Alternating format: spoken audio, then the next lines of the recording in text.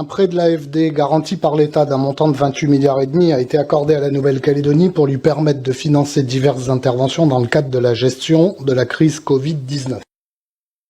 Ce prêt prévoit, je cite, les engagements de la Nouvelle-Calédonie en termes de réformes à mener, et notamment, premièrement, une réforme fiscale, je cite, dans l'objectif d'améliorer le rendement budgétaire pour créer 7,5 milliards de francs CFP de recettes nouvelles annuelles à partir de 2021. Deuxièmement, une réforme du système de santé calédonien par l'instauration de nouvelles mesures fiscales permettant de dégager, je cite le texte de l'annexe 6, un rendement de taxes à créer pour assurer l'équilibre du RUAM à hauteur de 10 milliards annuels CFP.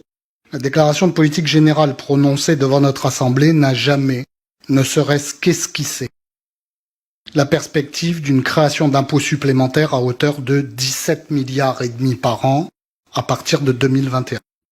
Certains ont pu critiquer ouvertement les conditions d'octroi de ce prêt, jugeant ces annexes intolérables et scélérates. À ces personnes, je souhaite leur rappeler que ces conditions ne sont en rien iniques et dégradantes, mais qu'elles constituent des garanties normales que tout prêteur est en droit d'attendre de son débiteur dès lors qu'il accorde un prêt d'un montant aussi conséquent et de surcroît entièrement garanti par l'État. Ces réformes sont avant tout nécessaires pour remettre la collectivité dans une démarche financière et budgétaire vertueuse.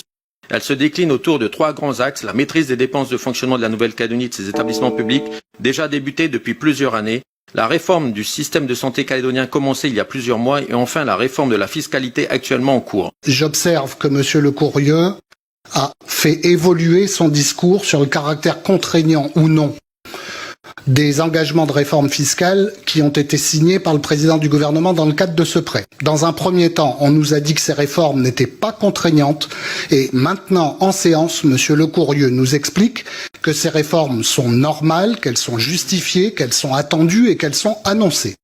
J'en déduis donc, mais nous en reparlerons lors du budget supplémentaire, qu'effectivement le gouvernement va devoir honorer sa signature et lever effectivement à partir de 2021 17,5 milliards d'impôts supplémentaires pour alimenter et le budget et garantir l'équilibre du RUAM, et je suis extrêmement inquiet à cette perspective.